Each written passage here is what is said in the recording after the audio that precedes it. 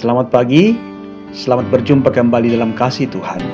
Mari berdoa untuk mendengarkan firman-Nya. Ya Tuhan, terima kasih untuk firman kehidupan-Mu yang selalu Engkau layakkan kepada kami untuk kami dengarkan setiap saat.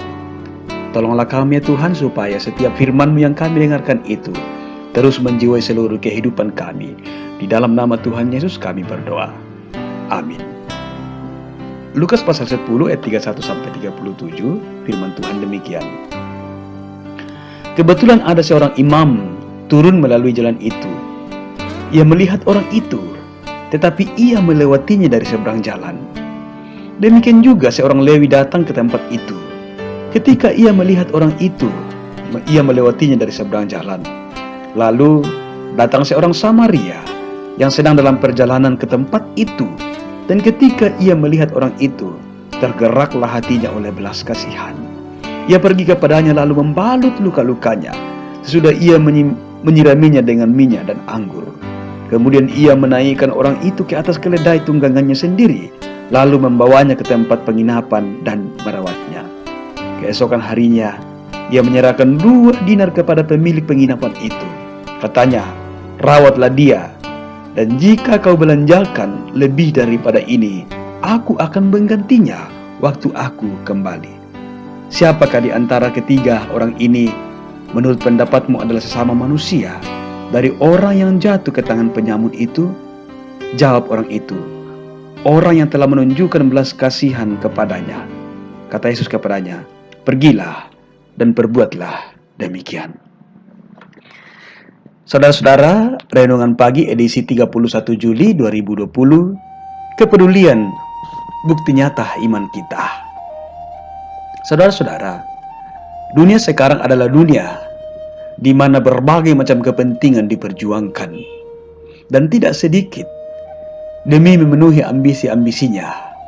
Ada orang-orang tertentu atau kelompok-kelompok tertentu mengorbankan hak-hak sesamanya. Kepedulian tetap ada, tetapi sepertinya sangat langka dibandingkan dengan hal-hal yang lain. Saudara-saudara, sarkasme Elie Wiesel pernah menjadi korban keganasan sesamanya manusia. Dia adalah saksi hidup kebengisan rezim Hitler. Ibu Wiesel adalah salah seorang saudaranya dibunuh di ruangan gas. Adapun ayahnya tewas karena kelaparan dan disentri di kamp. Setelah perang usai, Wiesel tinggal di sebuah panti asuhan di Prancis dan ia kemudian menjadi seorang jurnalis. Dia menulis lebih dari 60 buku yang diawali karyanya yang berjudul Night pada tahun 1955. Tentang kepedulian, Wiesel pernah menulis seperti ini. Lawan dari kasih bukan kebencian, melainkan ketidakpedulian. Lawan dari seni bukan keburukan, melainkan ketidakpedulian.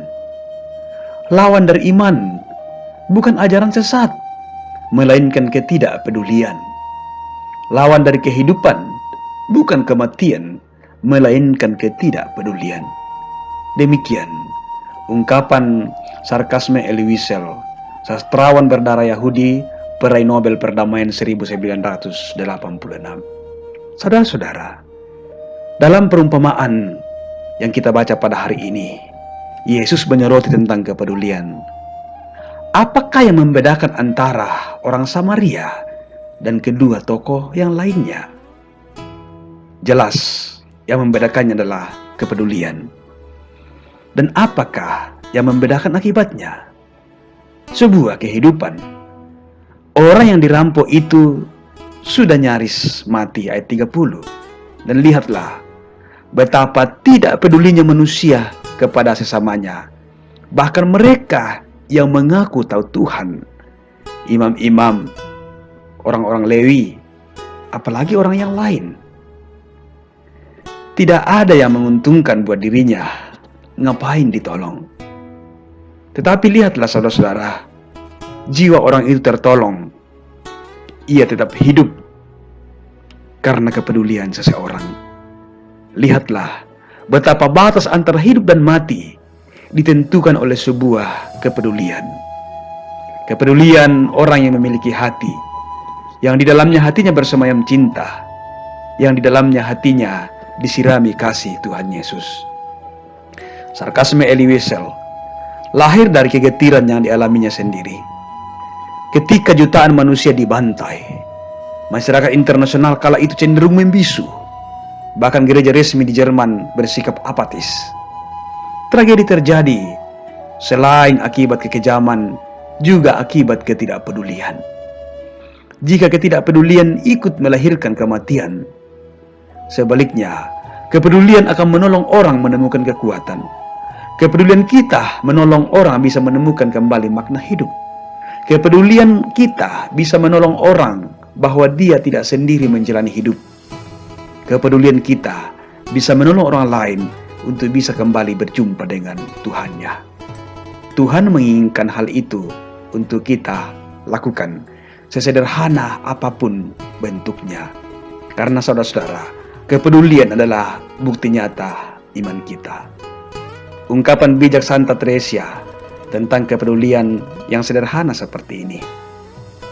Kita merasa apa yang kita lakukan tak lebih hanya ibarat setetes air di lautan. Tetapi lautan itu sendiri merasa kurang tanpa adanya tetesan yang hilang itu. Terpuji nama Tuhan, haleluya, amin.